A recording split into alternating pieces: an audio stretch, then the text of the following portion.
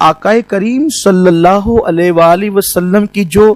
گھریلو زندگی تھی، ازدواجی زندگی تھی، تو حضور اکرم صلی اللہ علیہ وآلہ وسلم جیسے میدان میں رہتے تھے، صحابہ کرام اس کو روایت کرتے تھے، مسجد میں رہتے تھے، مسجد کی زندگی صحابہ بیان کرتے تھے، باہر کی زندگی بازار میں جاتے تھے، صحابہ بیان کرتے تھے۔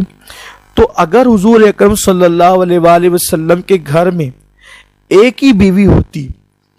تو ممکن تھا کچھ بیان کر پاتی، کچھ بھول جاتی بتقاضۂ بشریت۔ تو حضور اکرم صلی اللہ علیہ وآلہ وسلم کی وہ زندگی کے گوشے امت تک نہیں پہنچ پاتے، اسی لیے اللہ تعالیٰ کا حکم تھا کہ حضور علیہ السلام کی ایک سے زائد بیویاں ہوں، اور حتیٰ کہ وہ جتنی ازواج تھی حضور علیہ السلام کی، اللہ تعالیٰ ان سب پر رحمت اور سلامتی نازل فرمائے۔ وہ ایک سے ایک ذہین تھی، ذہانت تھی ان کے اندر، دنیا دیکھی ہوئی خواتین تھی، وہ تجربات تھی ان کے،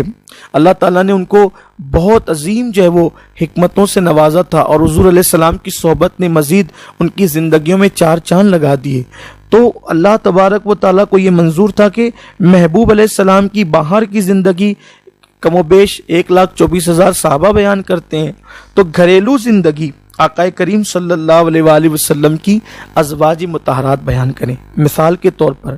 اگر ماں خدیجہ سے کچھ رہ جائے تو ام سلمہ بیان کر دے، ام سلمہ سے کچھ چھوٹ جائے اماں عائشہ بیان کر دے، اماں عائشہ سے کچھ چھوٹ جائے ام حبیبہ بیان کر دے۔ تو اس طرح بزرگوں نے فرمایا نصف دین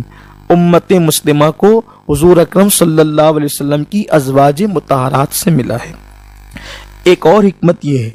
کہ بہت ساری چیزیں ایسی ہیں کہ مرد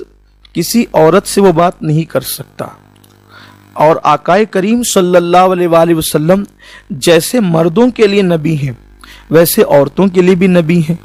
اور آقائے کریم صلی اللہ علیہ وآلہ وسلم کی بارگاہ میں عورتیں مسائل پوچھنے آتی تھیں، لیکن کچھ باتیں ایسی ہیں کہ جو کسی مرد عورت سے کر ہی نہیں سکتا، اور پھر اللہ کے حبیب صلی اللہ علیہ وسلم میں جیسے حسن بہت زیادہ تھا،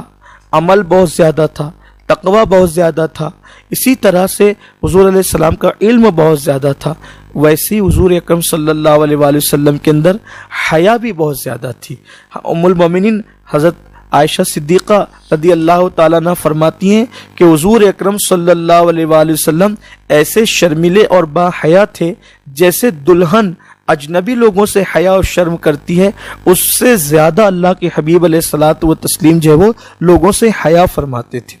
اب ہوا کیا کہ عورتیں آئیں کوئی مسئلہ پوچھنے کے لیے، تو حضور اکرم صلی اللہ علیہ وآلہ وسلم نے بہت حیا کے پردے میں جواب دیا، بلکہ حدیث پاک ہے بھی اس سلسلے میں کہ ایک عورت آئی غسل کے حوالے سے مسئلہ پوچھنے کے لیے، اللہ کے حبیب نے اس کو فرمایا کہ ایسے طہارت لو، یہ کرو، تو اس نے کہا کہ کیسے کروں؟ تو سرکار نے کہا کہ ایسے کرا۔ اس کو میں بھی واضح نہیں کر سکتا کیونکہ یہاں پر ہماری بہنیں بھی اور سب سن رہے ہیں، تو کہا کہ ایسے کرو، تو پھر اس نے کہا کیسے کروں، سمجھ نہیں پائی وہ، تو سرکار نے فرمایا سبحان اللہ ایسے کرو، حضور نے بتایا لیکن وہ نہیں سمجھ پائی، تو پھر ام المومنین فرماتی ہیں کہ میں نے اس کا ہاتھ پکڑ کر اس کو اپنی طرف کھینچ لیا، اور کھینچنے کے بعد پھر میں نے اس کو بتایا کہ کس طرح کیا کرنا ہے۔ تو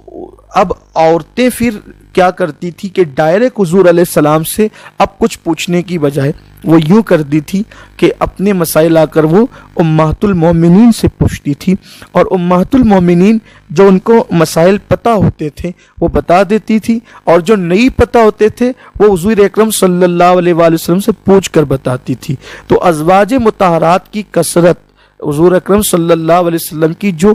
کئی ازواج 11 ازواج مطہرات، اس میں حکمت یہ بھی ہے کہ آقائے کریم صلی اللہ علیہ وآلہ وسلم جو باہر کی عورتیں تو اپنی جگہ، بہت سے معاملات میں تو آدمی اپنی ماں سے بھی بات ایسی نہیں کر سکتا، بیٹی سے بات نہیں کر سکتا، بہن سے وہ باتیں نہیں کر سکتا جو بیوی سے کر سکتا ہے۔ تو ازواج مطہرات کی کثیر تعداد کے اندر ایک حکمت یہ بھی تھی کہ حضور اکرم صلی اللہ علیہ وآلہ وسلم سے وہ پوشیدہ مسائل جو حضور اکرم صلی اللہ علیہ وآلہ وسلم اور عورتوں سے ڈسکس نہیں فرماتے حیا کی وجہ سے، تو وہ ازواج مطہرات کو حضور سکھائیں، اور حضور اکرم صلی اللہ علیہ وسلم سے ازواج مطہرات سیکھ کر پھر امت کی خواتین کو سکھائیں۔ الحمدللہ آج ہم یہ بات بالکل واضح طور پر کہہ سکتے ہیں کہ یہ امہات المومنین کی برکتیں ہیں کہ جیسے مردوں کو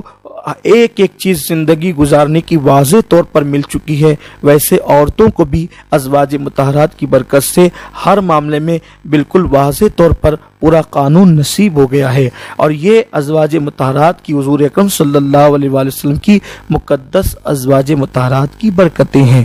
اور رہی بات کہ اگر اس پر مزید کسی کو بہت تفصیل سے اگر وہ پڑھنا چاہتا ہے تو میرا مشورہ ہے کہ وہ پیر کرم شاہ صاحب کی کتاب ضیاء النبی میں انہوں نے اس پر بہت تفصیلی گفتگو فرمائی ہے، آپ اس کو